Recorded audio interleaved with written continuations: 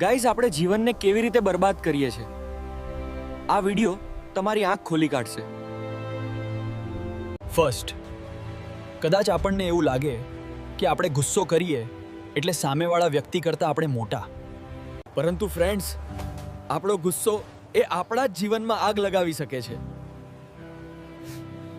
માટે પોતાના માઇન્ડ પર કંટ્રોલ કરીને શક્ય હોય એટલો ગુસ્સો ઓછો કરવાનો પ્રયત્ન કરીએ.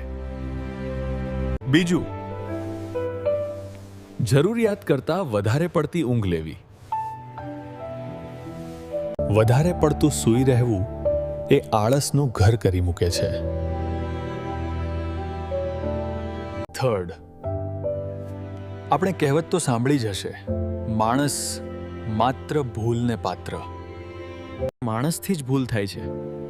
દરેકની ભૂલ જ જોયા કરવી એનાથી આપણું માઇન્ડ નેગેટિવ થઈ જતું હોય છે. પછી ખુશી ક્યારે મળશે? ફોર્થ, કંઈક નવું શીખવાથી હંમેશા પાછળ ભાગવું. શું તમે ગ્રોથ અટકાવવા માંગો છો? જો ના, તો કંઈક નવું શીખતા રહેજો. ફિફ્થ પોઈન્ટ, જો આજે સમયની કદર નહીં કરીએ તો કાલે સમય આપણી કદર નહીં કરે. યાદ રાખજો, ટાઈમ બગાડવાથી ઘણું બધું ગુમાવવાનો વારો આવે છે. સેકન્ડ લાસ્ટ પોઈન્ટ, ખરાબ મિત્રોની સંગતમાં રહેવું.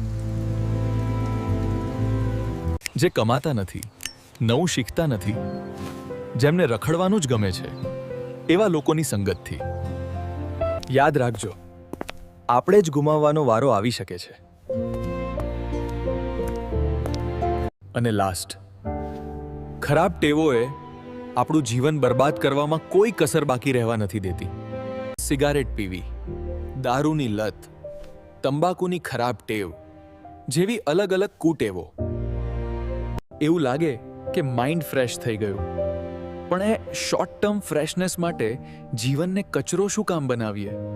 શાંતિથી બેસીને વિચારજો કે આપણે શું કરવા આવ્યા છીએ અને શું કરી રહ્યા છે.